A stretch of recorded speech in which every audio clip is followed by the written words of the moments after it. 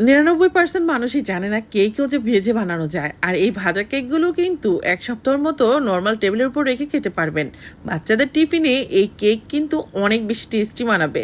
আর যখন টিফিনে এটা দিবেন, টিফিন বক্স একদম খালি আসবে। 3টা ডিম, আর আমি এখানে চিনিটাকে পাটায় বেটে নিয়েছি, মানে শিলপাটায় গুঁড়া করে নিয়েছি।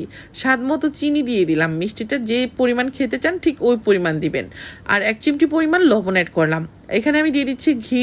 আমি কেকটা ঘি দিয়েই তৈরি করি, যেহেতু বাচ্চারা খায় আর ঘি দিলে টেস্টটা অনেক ভালো আসে। এই ঘিটা কিন্তু আমার নিজের হাতে তৈরি করা দানাদার ঘি। এখানে অ্যাড করে দিচ্ছি আটা। আমি এখানে 3 কাপ আটা অ্যাড করব। আমি প্রথমে 2 কাপ দিলাম, তারপর কিন্তু আমি আরও 1 কাপ আটা এখানে অ্যাড করে দিলাম। এখন খুব ভালো করে মিশিয়ে নিচ্ছি।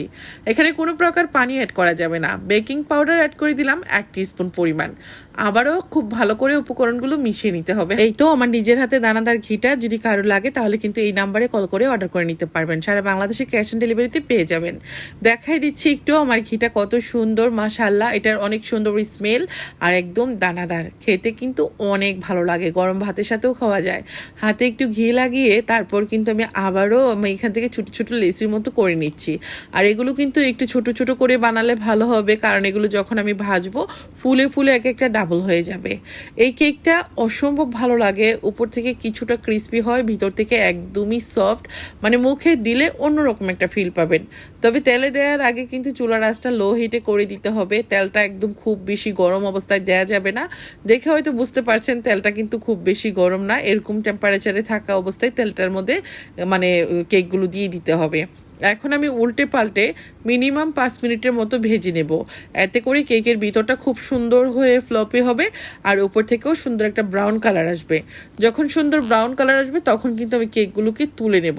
ছোট্ট একটা রিকোয়েস্ট করে নিচ্ছি, যদি এই রেসিপিটা ভালো লাগে প্লিজ ভিডিওটা বেশি বেশি করে শেয়ার করে দিবেন, কারণ আমাদের সবার বাসায় ছোট্ট সোনামণিরা আছে, তারা কিন্তু এই নাস্তাগুলো ভীষণ পছন্দ করে। একদিন বানিয়ে ডিব্বায় রেখে দিলে কয়েকদিন খেতে পারবেন অনায়াসে, নষ্ট হবে না কিন্তু, কারণ এখানে কোনো প্রকার পানি অ্যাড করিনি। আরেকটা কথা বলে দিচ্ছি, আমি তো এখানে ঘি অ্যাড করেছি।